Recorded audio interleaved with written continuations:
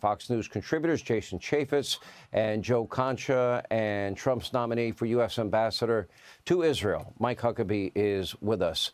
Let's start with you, Governor. Let's get your take. I can't, for the life of me, Governor, I do a lot of research every day, and I know Joni Ernst was looking for this information, the specifics of the money that is spent, and they wouldn't give it to her.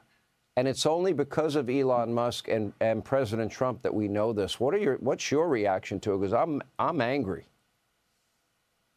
Well, I just think you're wrong about some things, Sean. You said that this could be the most consequential president.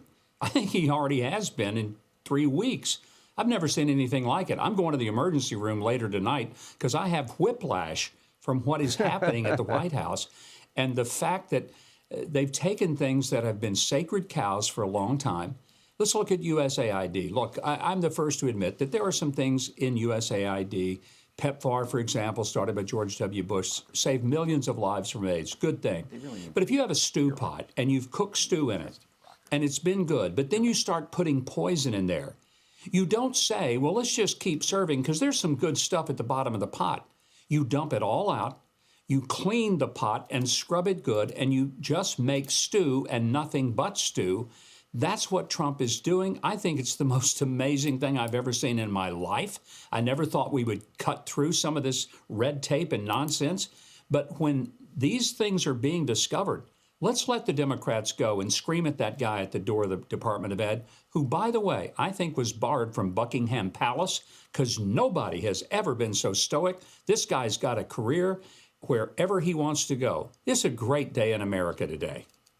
You know, Jason, you are looking as a congressman for this type of reckless spending.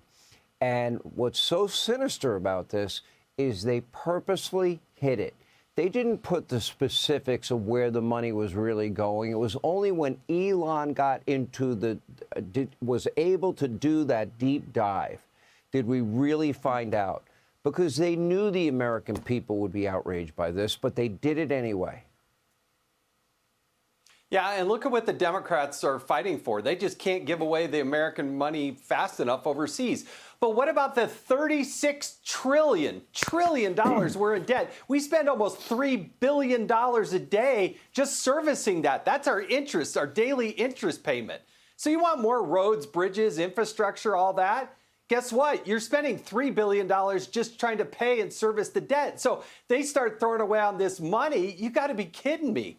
And look, guys like me, I was on the Oversight Committee, I was the chair of the Oversight Committee. They wouldn't give us that information. We asked for that. I fought the USAID for years. They would never cough that up. And for Maxine Waters to show up at the front door and berate a federal public employee, I hope he sues their butt. Because there's no right for them to do this. I think we do have in this country. She was saying, take a good look at him. Everybody needs to look at him. Well, is she threatening him and his family? I think it's a threat, and there's separation of powers. You can't, as a congressman, go over to the judiciary branch and start walking around saying, hey, where's Clarence? I want to just go check him out. You can't have the executive branch go walk into a member of Congress's office and go say, oh, I want to go meet with the staff. That's not the way it works in this country, Maxine Waters. And all of those other Democrats who just think it's funny to berate a guy who's probably got his own family, his own reputation. He doesn't need to be a national figure. Shame on her. She should be censored by the House of Representatives. There is no shame. She's the one that said, get in their faces, follow them into the store and the shops, et cetera. Joe Concha, there is a complicit group here, and that is the state-run legacy media mob, and that is they are feigning all of this outrage. They are, right there with the Democrats and trying to demonize Elon Musk, who I think has done the country a great service, as well as the president. In our resistance legacy media, Sean, every day is now Festivus. Every day in the pages of the Washington Post, the New York Times, CNN, MSNBC, CBS, NBC, ABC, every day in the Trump 2.0 era is an unhinged airing of grievances. It's a Festivus, just not for the rest of us. And to your point, they have no positive message. They don't have any objectivity in terms of the way that they're reporting this stuff. They go after Elon Musk and they try to character assassinate him, but nobody's talking about the stuff that Elon Musk is finding. That's the story if you're a journalist. It is such widespread corruption. I mean, I think we all knew that it was bad, but just in the first 19 days, what he is finding is just overwhelmingly devastating. And I love that Washington Post op-ed, by the way, that you read before, that Donald Trump is the most damaging president in the first 2 weeks of his presidency in history. Yeah, he's been damaging, all right, to the status quo, to government waste, to biological men competing against biological women in sports. He's been absolutely damaging to murderers and rapists in this country by signing the Laken-Riley Act, a bill that somehow 148 Democrats in Congress opposed. I mean, it's unbelievable. This is the position that they are taking. An overwhelming number of voters are screaming for major changes to the way government does business. All the waste, all the corruption out there in broad daylight. I mean, did you see? You had a nice list there before, but there was one that really caught my eye.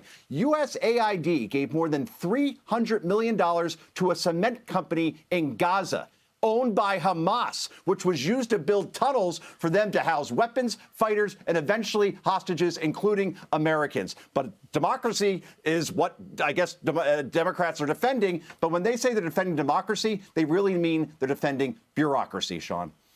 And if they want to die on this hill and they want to be the party that protects, illegal immigrants and including cartel members, known terrorists, rapists, murderers, and gang members, let them be that party. If they want to be the party that's fighting for men to play in women's sports, let them be that party. If they want to be the party that supports all these American hard-earned tax dollars going abroad for their woke policies and Green New Deal, let them be that party, because they'll never win another election ever. Yeah. Guys, we appreciate your time.